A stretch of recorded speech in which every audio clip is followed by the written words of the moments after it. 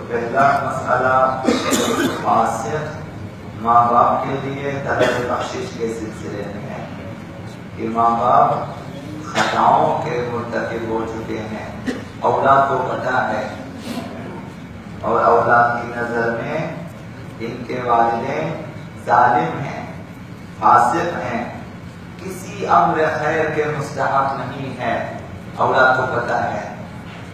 اب اولاد کے لیے کیا حکم ہے؟ اولاد ان کے لیے کسی حق قائل نہیں ہے، اولاد کی نظر میں فاسق ہیں، ظالم ہیں، تو کیا کیا جائے؟ فقہاء نے جواب دیا ہے کہ شرعی حکم یہ ہے ایسے اولاد کے لیے کہ ماں باپ نے جو بھی کیا ہے فی الحال اس دنیا سے وہ جا چکے ہیں، اب ان کے ہاتھ فوتا ہو چکے ہیں، اب اعمال ان کے ہاتھ میں نہیں ہے کہ یہاں سے کوئی اعمال وغیرہ انجام نہیں دے سکتے، اب وہاں ان کے اعمال نابند ہو چکے ہیں۔ لہذا چونکہ مسلمان ہیں اور چونکہ شیعہ ہیں، اس لیے رحم و کرم کے سزاوار ہیں اور خدا سے ان کے لیے طلب بخشش کریں۔ حتی ماں باپ فاسق ہیں، فاجر ہیں، ظالم ہیں، پھر بھی اولاد کے لیے ضروری ہے کہ ماں باپ کے لیے خداوند متعال سے طلب بخشش کریں۔ یہ حقوق ہے والدین میں سے۔ اور جان لیں کہ باپ اگر فاسق بھی ہو پھر بھی اولاد پر حق رکھتا ہے، اسی طرح ماں بھی فاسق بھی ہیں پھر بھی اولاد پہ حق ہے، انہوں نے زحمت اٹھائی ہے، باپ ہونے کے ناطے ان پر حق ہے، طلب بخشش کیا جا سکتا ہے اگرچہ وہ فاسق اور فاجر بن چکے ہیں۔ دوسرا مسئلہ ترک مستحب اور فعل مکروہ میں ماں باپ کی اطاعت کے سلسلے میں ہے کہ کیا کسی مستحب کام کے ترک کرنے میں، کسی مکروہ کے انجام دینے میں بھی ماں باپ کی اطاعت ضروری ہے؟ مثلا ماں باپ حکم دے کہ فلاں مستحب کام کو چھوڑ دے، نہ کرو، یا فلاں مکروہ کام اسے انجام دو، مکروہات کا حکم دے، چونکہ مکروہات میں گناہ نہیں ہے، ترک مستحبات میں بھی گناہ نہیں ہے، تو ماں باپ نے حکم دیا، تو اولاد کے لیے کیا حکم ہے؟ فرمایا کہ اگر مخالفت ان کی اذیت کا سبب ہو تو اطاعت واجب ہے۔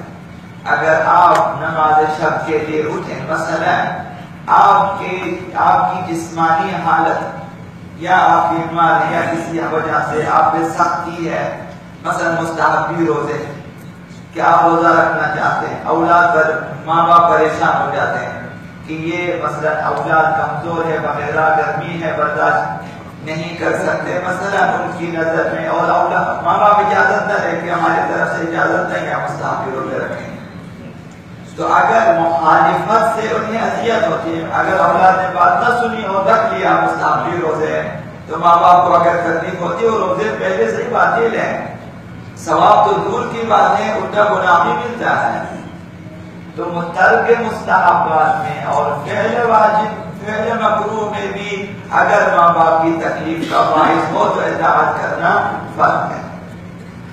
کسی شخص نے حضرت آقا رسول خدا صلی اللہ علیہ وسلم سے سوال کیا کہ باپ کا حق کیا ہے ہماری گردن میں؟ فرمایا جب تک وہ زندہ اس کی اطاعت کریں، جب تک ماں باپ زندہ ہیں اطاعت کریں۔ اطاعت کے حدود بھی معلوم ہے کہ شرعی حدود میں رہ کر اطاعت ہوتی ہے، نہ کہ خداوند متعال کی مخالفت اور نافرمانی، وہاں پر خداوند متعال نے فرمایا اطاعت نہ کرنا، شرعی حدود میں خدا کی اطاعت کے ذیل میں جتنے بھی احکامات والدین بتا دیں اولاد کے لیے ضروری ہے کہ انجام دیں، جس سے مخالفت حکم خدا لازم نہ آتا ہو، تو جب تک زندہ ہے اس کی اطاعت کریں۔ پھر پوچھا کہ ماں کا حق کیا ہے؟ تو فرمایا اگر صحراؤں میں جتنے ریت کے ذرات ہیں ان کے برابر، بارش کے قطرات کے برابر بھی ماں کی خدمت انجام دیں، پھر بھی شکم مادر میں ایک دن بھی رہنے کا حق ادا نہیں ہوگا. یہ جو خدا نے ماں کو مقام دیا ہے، ماؤں کو چاہیے کہ فخر کرے. خدا نے اس قدر انہیں مقام دیا. تو پیغمبر اسلام صلی اللہ علیہ وسلم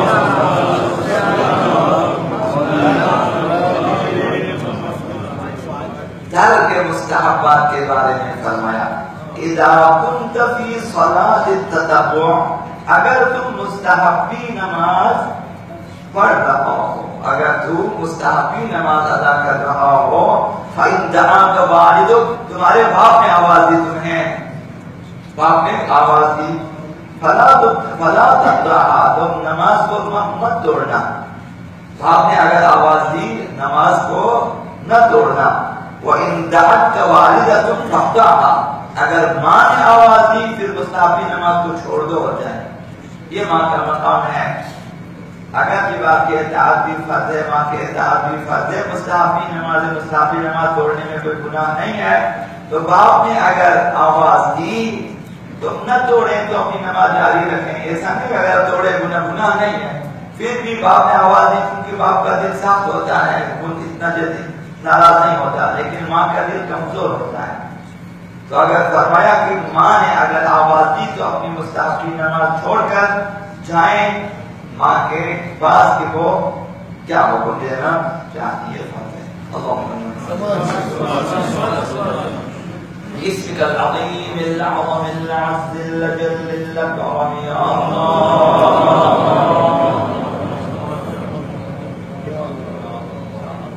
يا الله يا رحمن يا رحيم يا مقلب القلوب ثبت قلوبنا على دينك.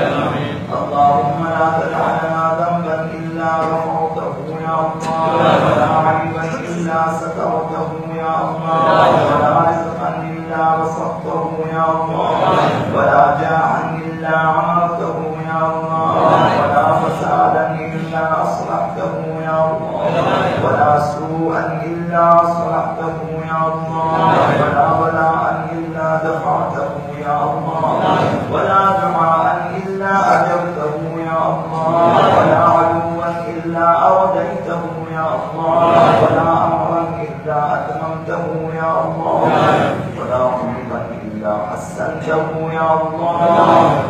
حق محمد وآله الطيبين الطاهرين إلى الرحمين والمؤمنين. رحم الله من يقرأ الفاتحة الصلوات.